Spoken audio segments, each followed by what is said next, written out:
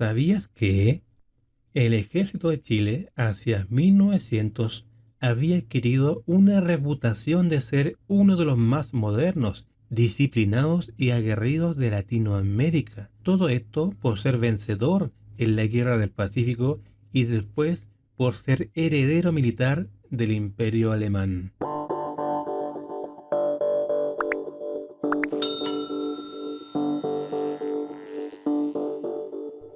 Lo interesante de este modelo militar chileno no solo radicaba en cómo asimiló la influencia alemana, sino también en la estabilidad del Estado chileno y la capacidad de su gente y de sus militares que llamaron la atención en una América políticamente inestable. Tal fue su éxito que hasta su vecino Argentina, en 1896, emuló la experiencia de Chile contratando su propia delegación de instructores alemanes que perduró hasta finales de 1950.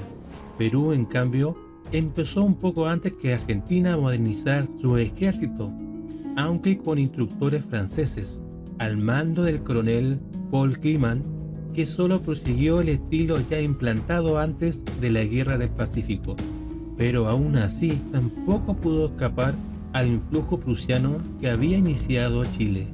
Entre 1927 y 1930 llegaron instructores alemanes para instruir a sus tropas, pero por diversos motivos no prosperó el proyecto, así que el intento fue muy superficial y no dejó huellas.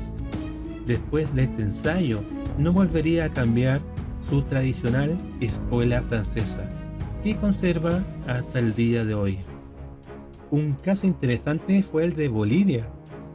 Su presidente José Manuel Pando, hacia 1900, había quedado muy impresionado con los resultados obtenidos por Chile a través del prusiano Emilio Körner, por lo que hizo negociaciones para contratar una misión extranjera completa a su país, por lo que contrató instructores chilenos y argentinos, pero bajo supervisión de un alemán llamado Hans Kunz, que sería famoso entre sus filas, pero que años más adelante se mostraría incompetente en la Guerra del Chaco, por lo cual Bolivia dejó de lado dicha doctrina a partir de 1940.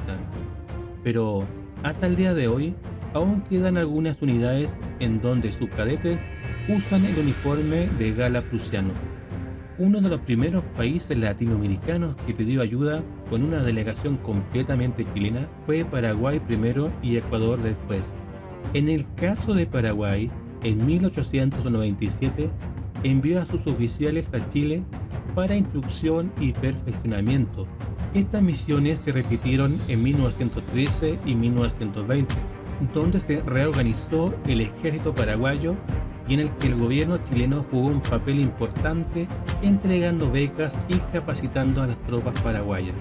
En el caso de Ecuador, recibió delegaciones de oficiales chilenos en su territorio bajo el gobierno de Eloy Alfaro, y en octubre de 1897 comienza a contratar los servicios y la experiencia del ejército chileno para capacitar y adoctrinar militarmente a sus tropas.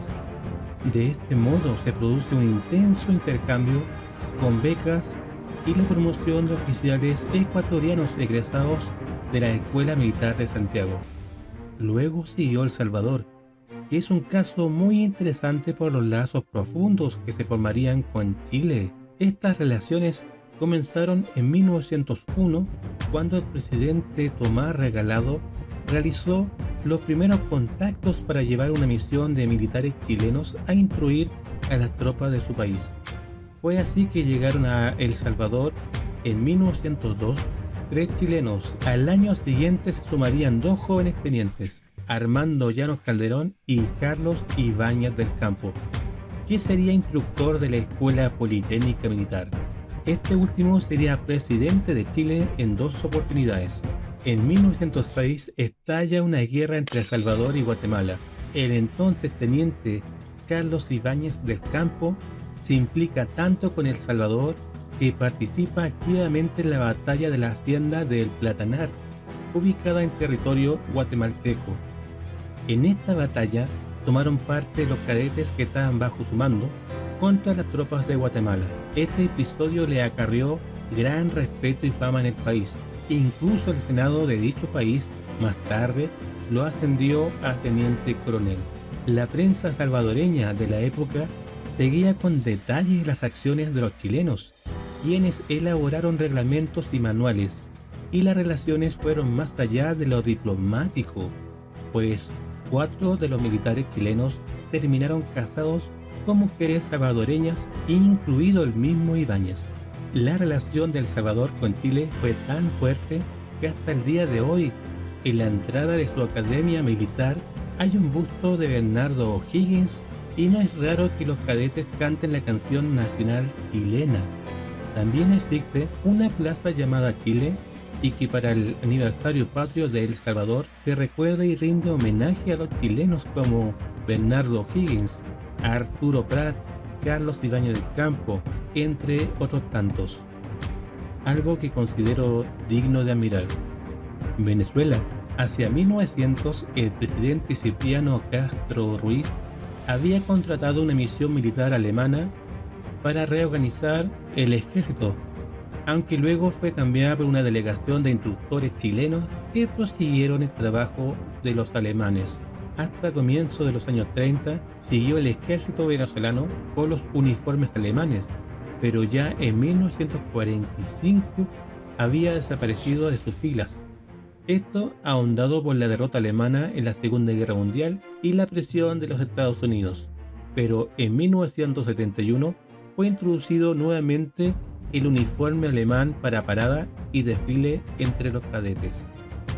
Colombia. Hacia 1906, por iniciativa del presidente Rafael Reyes Prieto, se vio en la necesidad de hacer cambios en su ejército, que tras muchos años de caos político estaba sumido en muchos vicios que deseaba corregir. En 1907 comenzó la organización del Ejército de Colombia. Se inició entonces una relación castrense entre Chile y Colombia con un activo envío de jóvenes colombianos a estudiar en la Escuela Militar de Santiago para que oficiales colombianos se incorporaran en su ejército y un intercambio de información sobre leyes, reglamentos y organizaciones militares.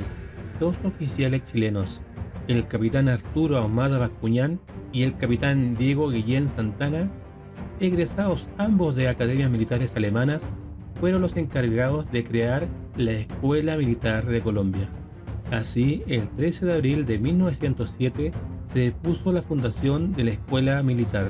Como resultado de esta influencia, se cambiaron los uniformes por los usados por las tropas chilenas, destacándose el casco con virola y el casco con penacho de crin, con el escudo prusiano primero, luego el escudo chileno y finalmente con el escudo colombiano. La Policía Colombiana General Francisco de Paula Santander, creada el 18 de julio de 1936, también recibió instrucción prusiana. Entre los uniformes actuales de sus cadetes se pueden apreciar rasgos de ese pasado. También hasta el día de hoy, los militares usan el casco de punta y los uniformes para ceremonias.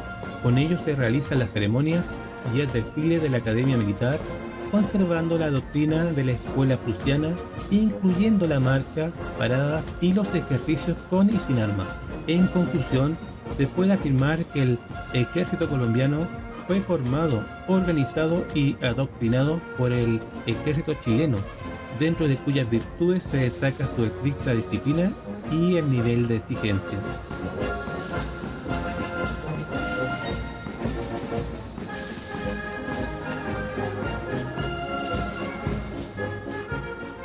La avanzada de Chile también llegó a Centroamérica, que entre 1911 y 1912 incluyó a Honduras, Nicaragua, Guatemala y Costa Rica, con acercamientos diplomáticos y misiones castrenses. Todo ello para ordenar y preparar a las tropas en la doctrina prusiana.